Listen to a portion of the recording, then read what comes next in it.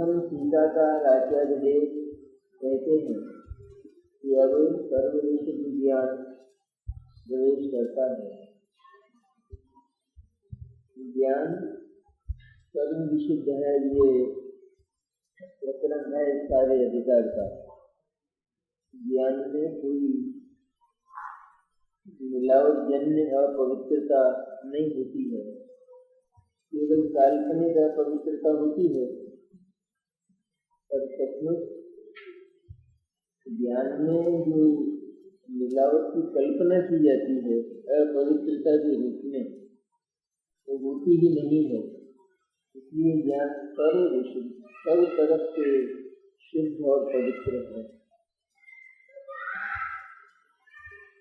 मोक्ष तत्व के स्वामी के निकल जाने के बाद सर्वविशुद्ध ज्ञान प्रवेश करता है। मोक्ष तत्व स्वामी लेकर आया था और उसके चले जाने के बाद अपूर्ण निर्मल ज्ञान का, सर्वोच्च शुद्ध ज्ञान का प्रवेश होता है। जन्मभूमि में जीव कर्ता कर्म पुण्य पाप आश्रव संगम नजरा बंध और मोक्ष, ये 8 स्वांग आए, उनका नृत्य हुआ और वे अपना अपना स्वरूप बताकर निकल गए। अब सर्व स्वामियों के युग होने पर एकाकार सर्व विशुद्ध ज्ञान प्रवेश करता है। मोक्ष तत्व के स्वामी के निकल जाने के बाद सर्व विशुद्ध ज्ञान प्रवेश करता है। जितने भी जीव जीव कर्ता कर्म पाप पुण्य आश्रम संवर नजरा बंध और मोक्ष, जो आए अज्ञानी तो इनको जीव मानता है, स्वामी लेकर आए नहीं, अज्ञानी इनको जीव मानता है।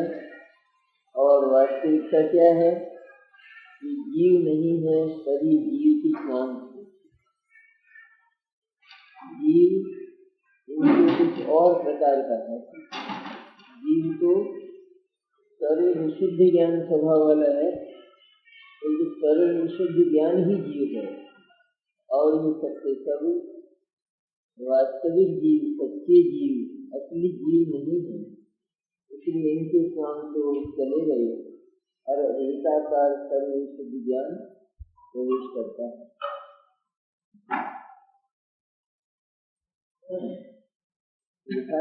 याद स्वांग आए, उनका नृत्य हुआ और वे अपना अपना स्वरूप बताकर निकल गए। अपना अपना स्वरूप बताकर, असल में ज्ञान ने उनका स्वरूप बताया प्रत्येक का, और स्वरूप बताया कि जो अज्ञानी है वो उन 9 तत्वों को जीव ही मानता है। ज्ञानी क्या मानता है? वो 9 तत्व जीव नहीं, पर उन 9 तत्वों में जीव रहता है। जीव 9 तत्वों में रहकर भी कभी 9 तत्व रूप नहीं होता। एकत्व न मुंचति, जैसा पहले आया था, एकत्व को नहीं छोड़ता है, एकाकार रहता है, वो वास्तविक जीव है।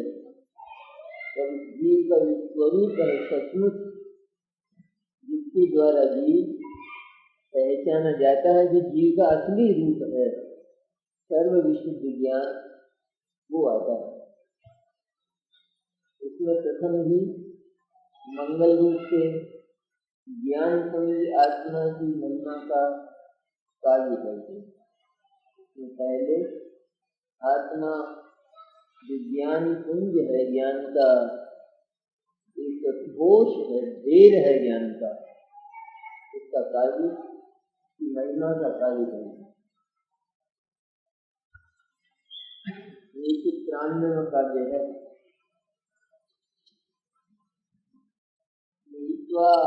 सम्यक प्रलय मखिलान कर्तृभोक्त्रादिभाव विभूत प्रतिपदमयम् बन्धमोक्ष कपिलस्य शुद्ध शुद्ध स्वरत विचरा पूर्ण पुण्याचलायति हमको तीन प्रगट महिमा सिंधु जान सुनिए।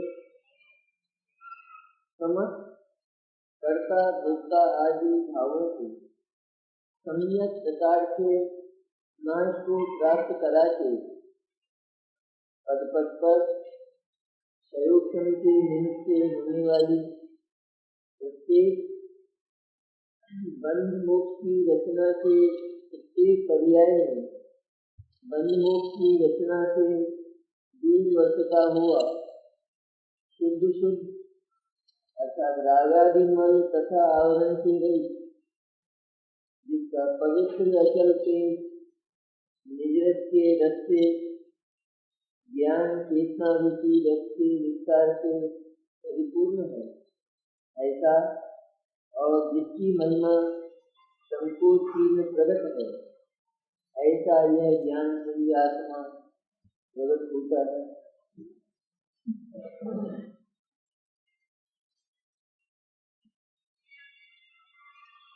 समस्त कर्ता भोक्ता आदि भावों को सम्यक प्रकार से नाश को प्राप्त कराके आत्मा इस तरह प्रकट होता है।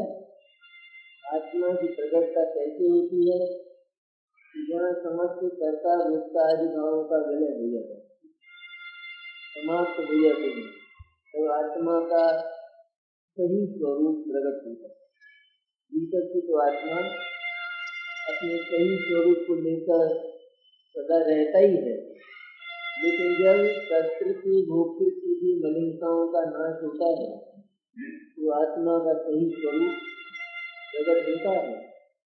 तो इसको नाश करा के पद पद पर अर्थात कर्मों के शोषण के निमित्त से होने वाली पर्याय पर्याय में बंधमोक्ष की रचना से दूर वर्तता हुआ तो कैसी है बढ़िया बात। बंधमोक्ष की रचना से दूर वर्तता हुआ जो आत्मा बंध की भी रचना नहीं करता और मोक्ष की भी रचना नहीं करता। बंध और मोक्ष जिसके भीतर अभाव स्वरूप है, आत्मा बंध की रचना तो करता ही नहीं और मोक्ष की रचना से भी सदा दूर रहता है। क्यों रहता है? क्योंकि आत्मा बंध और मोक्ष ये दोनों दशाओं के आवागमन से परे आती है ना। ये तो दोनों बंध भी आया और गया, मोक्ष भी आया और गया, वो भी आता जाता है हर पर्याय में हर पद पर। लेकिन आत्मा इन दोनों पर्यायों से उत्कृष्ट प्रकार का पवित्र तत्व है।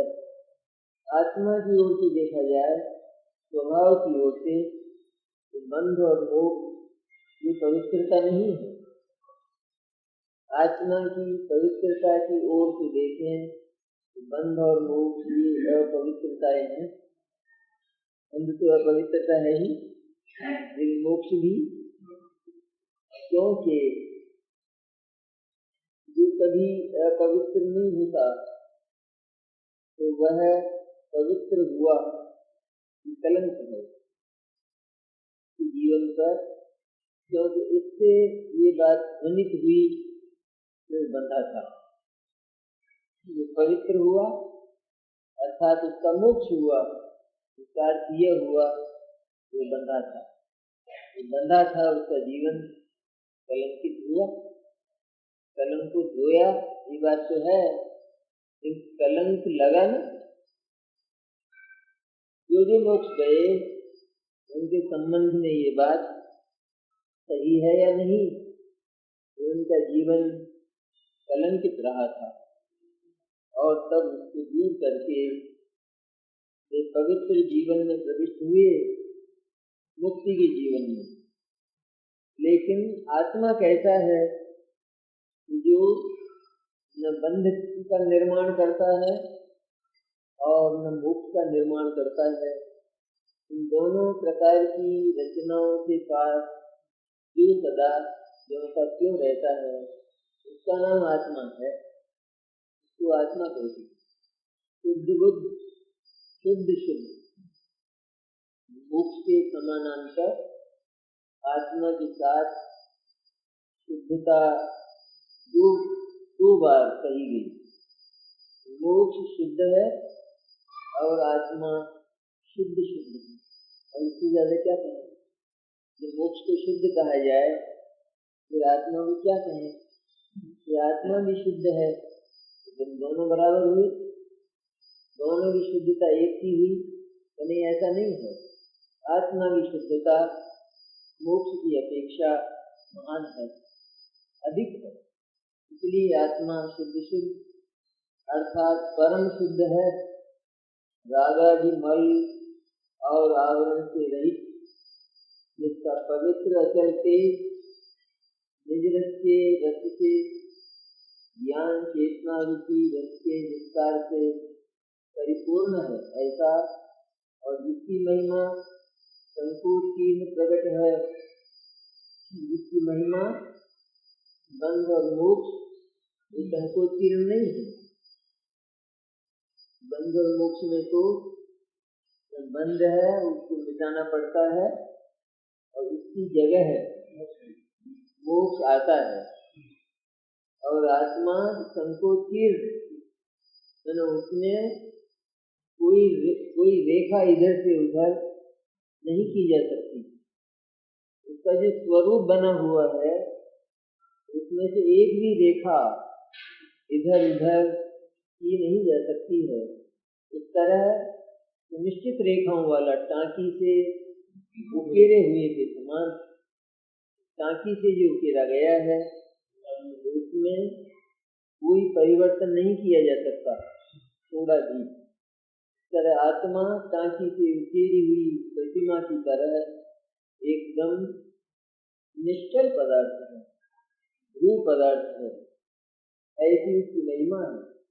ऐसा यह ज्ञान पुंज आत्मा प्रकट होता है। भावार्थ, शुद्धने का विषय ज्ञान स्वरूप आत्मा है, और कर्तृत्व भोक्तृत्व के भावों से रहित है, बंध मोक्ष की रचना से रहित है, परद्रव्य के और परद्रव्य के समस्त भावों से रहित होने से शुद्ध है। निज रस के प्रवाह से पूर्ण दैवी समान ज्योति रूप है और संकोचहीन महिमामय है। ऐसा ज्ञान पुंज आत्मा प्रकट होता है। मोक्ष क्या है? मोक्ष क्या है वास्तव में? ज्ञान पुंज आत्मा है, उसकी जो प्रकटता है उसका नाम मोक्ष है। उसको मोक्ष कहते हैं। सच में देखा जाए तो ज्ञान पुंज आत्मा तो क्यों का क्यों अपने अंतर में, अपने भीतर प्रकट रहता है। मोक्ष तो केवल उसकी घोषणा करता है, उसका विज्ञापन करता है कि आत्मा शुद्ध शुद्ध परिशुद्ध चैतन्य तत्व है, ऐसा मोक्ष बोला। इसको प्रकटता कहते हैं। मुक्ति की दृष्टि से आत्मा की प्रकटता क्या है? कि जहाँ पर्याय बोले कि मैं तो शुद्ध शुद्ध परम पवित्र चैतन्य हूँ, तो उसको मोक्ष कहते हैं। सचमुच को आत्मा अपने स्वभावों को लेकर अपने भीतर सदा ही जो का त्यों रहता है, इसलिए वह अत्यंत प्रकट हुई। आत्मा के साथ प्रत्यक्ष शब्द आता है, प्रत्यक्ष, अंतर ज्योति, प्रत्यक्ष। तो प्रत्यक्ष है ना, दो प्रकार की प्रत्यक्षता होती है। जिससे कोई देखे और वो दिखाई दे तो वो प्रत्यक्ष कहलाए। एक कोई न देखे तो भी वस्तु अपनी जगह जो की क्यों है, ये प्रत्यक्षता है। न देखे, लेकिन उल्लू सूरज को नहीं देखता, लेकिन सूरज आसमान में प्रत्यक्ष है। तो देखता है इसलिए प्रत्यक्ष नहीं, तो सूरज तो आसमान में उगा हुआ है, अपनी जगह वो त्यों का त्यों पूरा है। इस तरह आत्मा भी सारे आवरणों के होते हुए भी भीतर ये आवरण आश्रय और बंध के आवरण भले ही आत्मा को न देखें, लेकिन उनके भीतर आत्मा दैदीप्यमान ज्योति की तरह, जैसे घड़े में एक दीपक को बंद किया गया हो, घड़ा हो और उसमें बिजली का बल्ब लगा दिया जाए, ऊपर से घड़े को ढक दिया जाए, तो प्रत्यक्ष है, प्रकाशमान है कि नहीं। ढक्कन हटाया, प्रकाश बाहर आया। उसने केवल ये बताया इसके भीतर बल्ब है, क्या और कुछ किया? ढक्कन हटने पर क्या हुआ? ढक्कन हटने पर बल्ब जला? जल ही नहीं। यह केवल वो जो प्रकाश है उसने ये बताया कि इसके भीतर दैदीप्यमान बल्ब है। इस तरह मोक्ष में आश्रय और बंध का आवरण हट जाने पर यह अभिव्यक्ति होती है कि आत्मा दैदीप्यमान ज्योति स्वरूप भीतर ज्यों का त्यों है। तो ऐसा ज्ञान पुंज आत्मा प्रकट होता है, ऐसे अपने स्वरूप को लेकर वह आत्मा प्रकट होता है। शुद्धने का विषय जो ज्ञान स्वरूप आत्मा है, शुद्धने जो केवल चैतन्य तत्व को ही विषय करता है, जो असली आत्मा है, वास्तविक आत्मा है, उसके अतिरिक्त और शेष केवल कहे जाने वाली आत्मा है, वे आत्मा सचमुच नहीं है, क्योंकि वह एक ही सब कुछ है। इस एक के अवलंबन से आत्मा के सारे बिगड़े काम बनते हैं। इसलिए सचमुच संपूर्ण विश्व में वो एक ही है। सारे बिगड़े काम केवल इस चैतन्य के अवलंबन से बनते हैं एक बार, और इसका अवलंबन छोड़ दे तो सारे काम बिगड़े ही हुए हैं सदा से, और बिगड़े हुए ही रहेंगे। एक काम भी सुधरने वाला नहीं है। इसलिए यही सर्वाधार जीवन तत्व वास्तव में ज्ञान स्वरूप चैतन्य ही है। ऐसा जिस ज्ञान ने जाना उसको शुद्ध नहीं गई। शुद्ध नहीं गई जो आत्मा के उस भाव को, उस स्वभाव को जानता है जिसके अवलंबन से सारे काम बनते थे, उसका नाम क्या हुआ? शुद्ध ने। और शुद्ध ने किसका नाम हुआ? आत्मा का स्वरूप।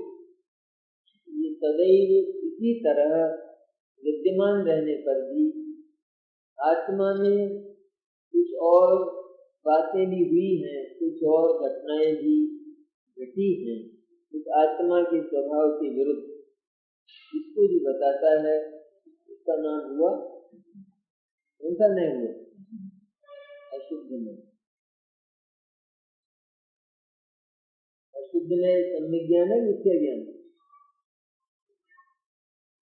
क्यों है?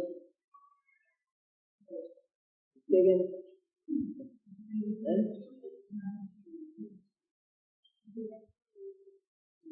अशुद्ध है ना, तो क्या हो गया?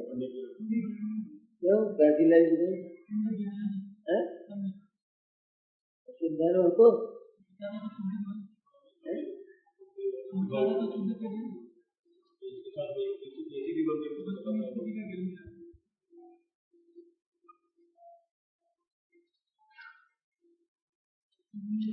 नए है ना, नए नए जो सही नए होते हैं, सही ज्ञान, उसके ही तो दो रूप है नहीं, शुद्ध शुद्धने अशुद्धने द्रव्यार्थ पर्यायार्थ निश्चय व्यवहार शुद्धने है निश्चय ने का ही असली भेद है वास्तविक। नए तो ज्ञान है ना, ज्ञान कभी झूठ बताता है, गलत बताता है, और जिसको बतावे वो गलत हो सकता है, वो बताने वाला भी गलत है, बताने वाला गलत है, जिसको बताया गया वो हो सकता है गलत।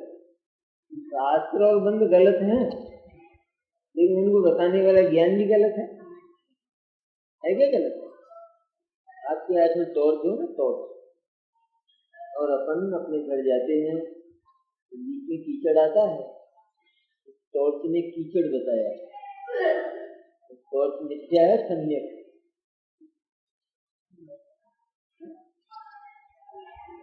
तो वो टॉर्च का प्रकाश गंदा हुआ नहीं हुआ? नहीं हुआ, तो उसी ने घर बताया, प्रकाश खराब नहीं हुआ इसको बताने का। फिर अशुद्ध ने मैंने क्या, जो अशुद्धता को बताता है, अशुद्धता मैंने सब उस आत्मा के अतिरिक्त, और जो भी है सबका सब मोक्ष जो है ना, उनसे नए का विषय है मोक्ष, अशुद्ध नए का, शुद्ध नए का विषय मोक्ष से महान और पवित्र जो चैतन्य है वो है ना। मोक्ष किसका विषय हुआ? फिर नियाति हो गया ना, इसमें क्या ज्यादा सोचने की। ये शुद्ध नए का विषय तो वो किसका विषय हुआ? वहां उस नए के साथ क्या लगाना पड़ेगा अपने? अशुद्ध नहीं लगाना पड़ेगा, वो अशुद्ध नए का विषय।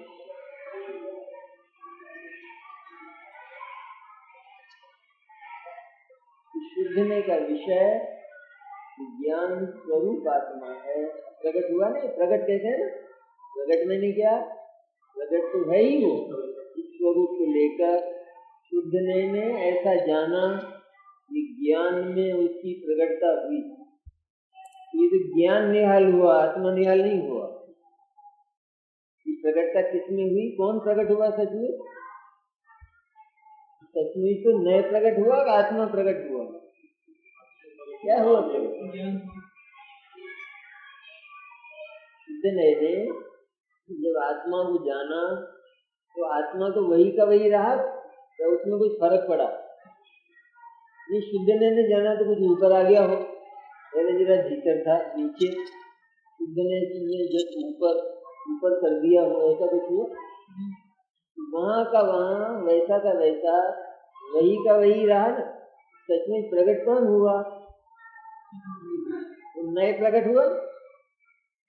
उस नए ने आत्मा को अपनी काया में धारण किया, शुद्ध नए ने, शुद्ध ज्ञान ने शुद्धात्मा को अपने में धारण किया, इसे आत्मा का प्रकट होना कहते हैं। तो सचमुच तो वो नए प्रकट हुआ है, इस नए में आत्मा प्रकट हुआ ये कहा जाता है।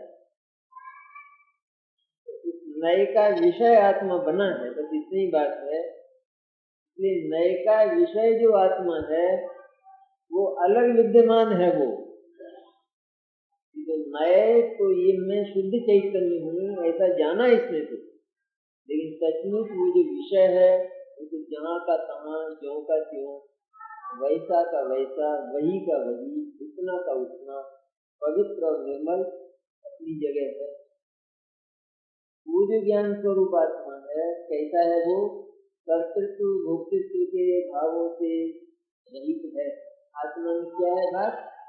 दो तरह की बात, एक तो द्रव्य की ओर से और दूसरी पर्याय की ओर। द्रव्य के संबंध में एक तो जो आत्म द्रव्य है उसमें कर्तृत्व और भोक्तृत्व का अभाव है, इसके बाद ही अच्छा। और जब इस आत्मा को देखा जाता है तो कर्तृत्व भोक्तृत्व का अभाव होता है। हुई ना दो बात। एक तो वो आत्मा कर्तृत्व और भोक्तृत्व के भाव से सदैव रहित। कैसे रहित है? एक तो न तो उसमें स्वयं के भीतर कुछ करने की गुंजाइश है और न उसको कहीं कुछ करने की गुंजाइश है। दोनों प्रकार से अपूर्णता आती है। एक तो द्रव्य में कुछ करने की गुंजाइश हो तो भी द्रव्य अपूर्ण, और एक वह द्रव्य किसी दूसरे में कुछ करे तो भी वो अपूर्ण है। जो अपूर्ण है उसका कर्तृत्व भी अपूर्ण और उसका भोक्तृत्व भी।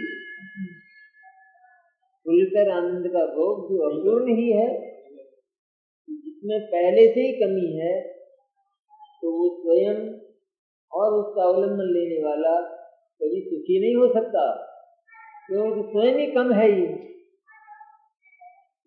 जो कम है वो कम का अवलंबन ले तो दोनों मिलकर पूरे हो जाए।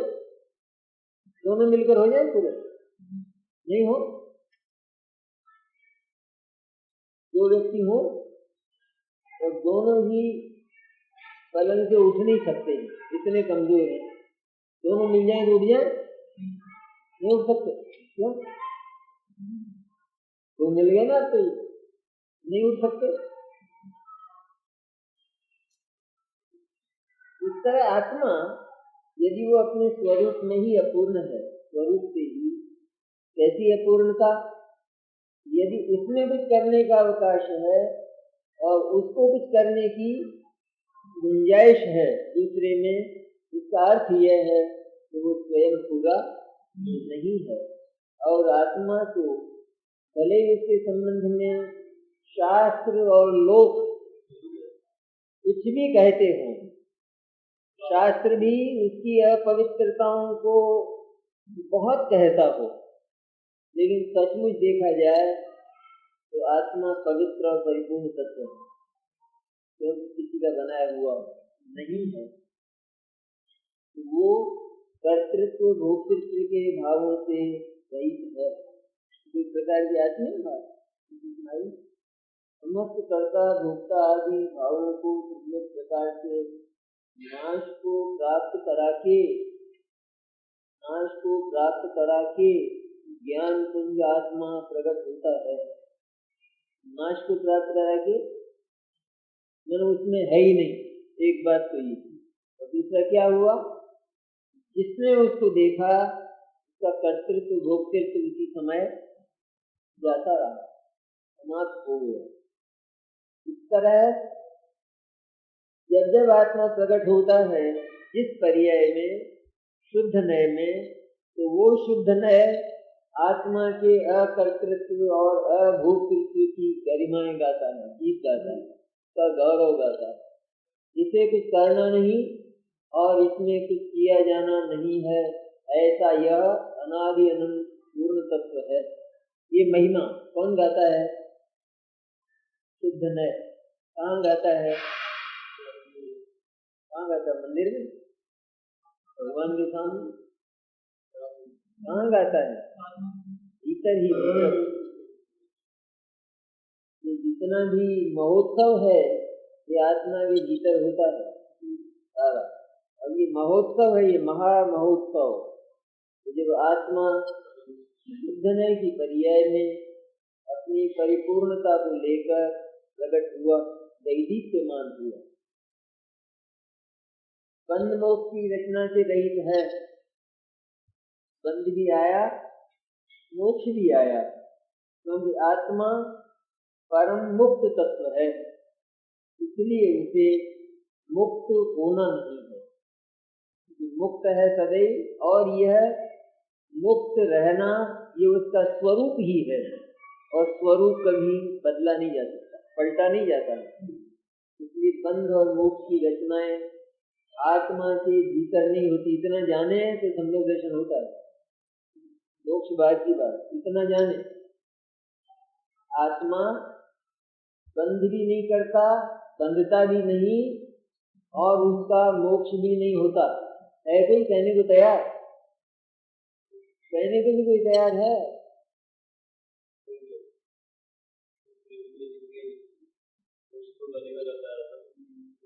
मोक्ष का मिथ्या दर्शन ये कहने देगा जीव को?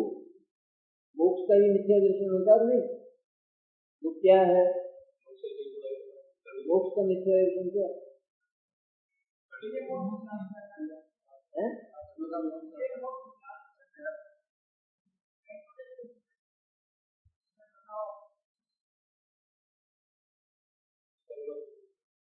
मेरा मोक्ष होता है, उसका नाम क्या है?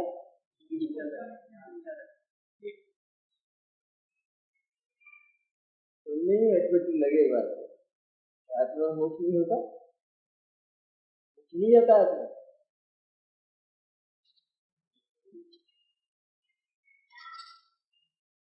ऐसे जाता है, मेरा मोक्ष नहीं होता ऐसे जाता है मोक्ष, और मेरा मोक्ष होता है वो यही रह जाता है, तो होता नहीं। इस तरह बंद और मोक्ष की रचना कर रही तो बढ़िया है बात एकदम। आत्मा के भीतर बंद की रचना, बंद का निर्माण नहीं होता, तो बंद से छूटने का उपक्रम ये नहीं होता। सम्यक दर्शन ज्ञान चारित्र कहाँ होते हैं? कहाँ होते हैं समझन? सम्यक दर्शन ज्ञान चारित्र कहाँ होते हैं?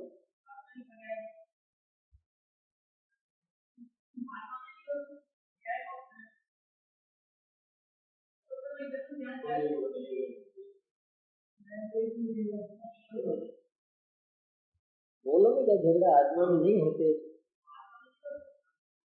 तो प्रकरण इतना ऊंचा चलता है, बोलने में जबान दब जाए, इसका मतलब यह है कि अपने को भी जरूरत नहीं है। हमने दर्शन ज्ञान चारित्र की रचना से आत्मा कहीं बताया नहीं बताया नहीं लिखा, नहीं लिखा। बंद मोक्ष की रचना से जीव वर्तता हुआ, दोनों तरह की बात, आत्मा को इस तरह देखता हुआ प्रकट हुआ।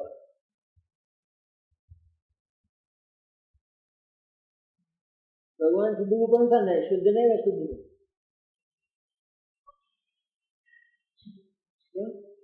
क्यों विनोद? तेरे मन से नहीं है, तेरे कानून बना दिए कहाँ चला गया भगवान? भगवान का लय कहाँ चला गया? शुरू है भगवान का, भगवान को शुद्ध नहीं नहीं, अशुद्ध नहीं नहीं, क्या हुआ? क्या हो गया?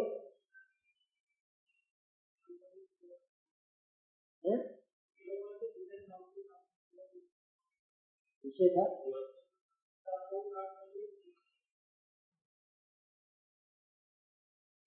नए कहाँ होते हैं? अपूर्ण ज्ञान में, शुद्ध ज्ञान में नए होते हैं। नए मैंने अपूर्ण ज्ञान, केवल ज्ञान हो गया तो नए रहेगा।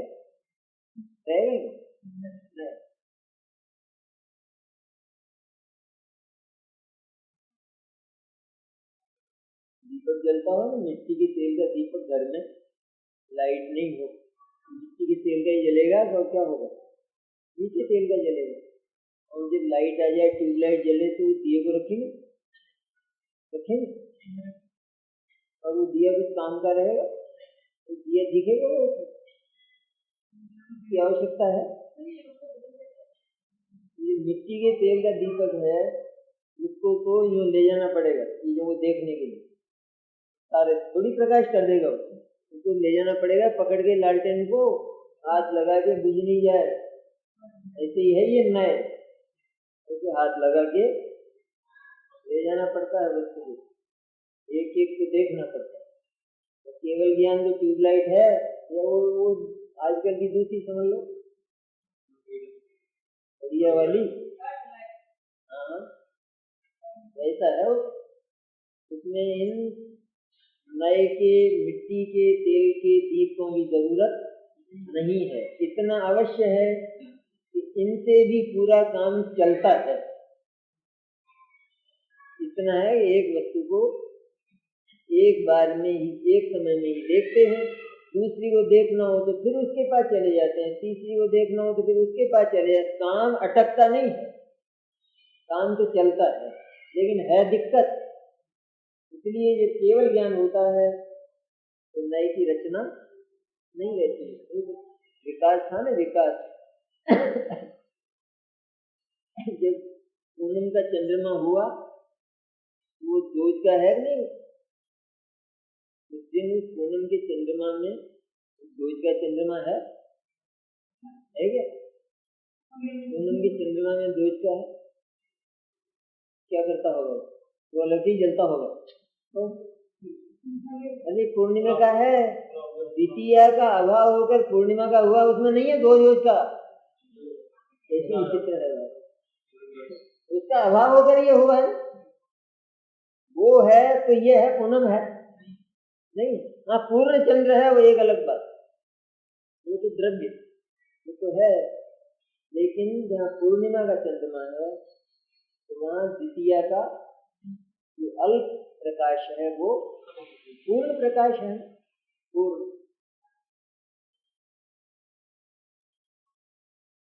परद्रव्य से और परद्रव्य के समस्त भावों से रहित होने से शुद्ध है। समस्त ही परद्रव्य और परद्रव्य के भाव, उनका शुद्ध चैतन्य में बिल्कुल अभाव है, रहित है। वो निज रस के प्रवाह से पूर्ण नैदित्यमान ज्योति स्वरूप है। ज्ञान का रस जैसे बहता है आत्मा के भीतर, होते हैं ना ये कीमती पत्थर होते हैं ना, जवाहरात, उनके भीतर नहीं दिखता है, उनके भीतर पानी सा बहता हुआ दिखता है ना एकदम। इस तरह आत्मा के भीतर ज्ञान का रस, ज्ञान का प्रवाह जैसे बहता हो, ऐसी धारा। और वो जो उसका प्रवाह है, किसी पत्थर में जो प्रवाह है वो कभी समाप्त होता है? कभी नहीं होता है, सदा ज्यों का त्यों बना रहता। ऊपर से कोई किसी को डाला गया हो कोई इस तरह का प्रकाश या प्रभाव तो समाप्त हो जाएगा, लेकिन ये तो उसके भीतर का है, भीतर का है। जो कच्चे नगीने हो तो उन पर दिया जाता है ऊपर से, तो उनके अंतःस्थल में नहीं रहता। ये तो अंतःस्थल है, ज्ञान और आनंद ये तो आत्मा के अंतःस्थल है। ज्ञान का दैदीप्यमान रस आत्मा के भीतर सदैव बहता है और वह उसकी ज्योति से सदा ज्योतिर्मय है, संकोचीर्ण महिमामय है, अनंत महिमा। और ऐसी महिमा ये जो बदलती नहीं, जगत की महिमाओं की तरह जो बदलती नहीं है, इस तरह का महिमा बंत आत्मा है। जगत की महिमाएं ये सबकी सब पराई, हमारे वश के बाहर, हमारे अधिकार क्षेत्र के बाहर, हमसे बिल्कुल थोड़ा भी संबंध नहीं रखने वाली, इस तरह अत्यंत पराई है। और उनको अज्ञानी अपनी महिमा में शामिल करता है। बहुत कष्ट होता है, करता है ना। शरीर से लगाकर जगत के जितने भी संयोग हैं उनको आत्मा अपनी महिमा में, महिमा के क्षेत्र में, धन के क्षेत्र में, संपत्ति के क्षेत्र में गर्भित करता है। और क्योंकि वे अत्यंत पराई हैं इसलिए उनका वियोग ही है सचमुच तो। संयोग के समय भी वियोग ही है। संयोग तो कहा जाता है केवल क्षेत्रांतर की वजह से। क्षेत्रांतर को बताने के लिए संयोग तो सचमुच कहने की बात है, पर सचमुच देखा जाए तो आत्मा को तो अन्य का संयोग होता ही नहीं, संयोग से रहित तत्व है। कहाँ संयोग, कहाँ संयोग, क्या चीज? संयोग में क्या हुआ? क्या हुआ संयोग? कुछ हुआ आत्मा का? संयोग के समय ही आत्मा उस कहे जाने वाले संयोग से अत्यंत वियुक्त है, बिल्कुल वियुक्त है। इस तरह निज रस के प्रवाह से पूर्ण दैदीप्यमान ज्योति रूप है और संकोचीर्ण महिमामय है। ऐसा ज्ञान पुंज आत्मा प्रकट होता है।